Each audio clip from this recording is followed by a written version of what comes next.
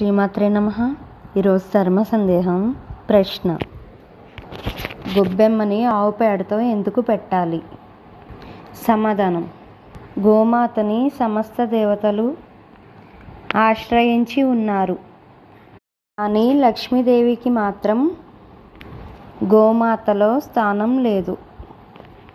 తనకి స్థానం కలిగించమని లక్ష్మీదేవి గోమాతని వేడుకునగా, అప్పుడు గోమాత లక్ష్మీదేవితో, నాలో ఎక్కడ ఖాళీ లేనందున నేను వేసిన గోమయంలో నీవు ఆశ్రయం ఏర్పరచుకో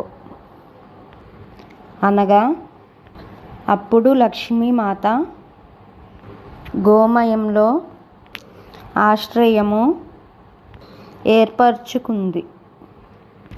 సర్వ సంపదలు, సర్వ శుభములు కోరువారు సర్వ శుభకార్యములకు ఇంటిని గోమయంతో అలికి ప్రారంభించాలి. గొబ్బెమ్మలు లక్ష్మీ రూపాలు కనుక ఆవు పేడతోనే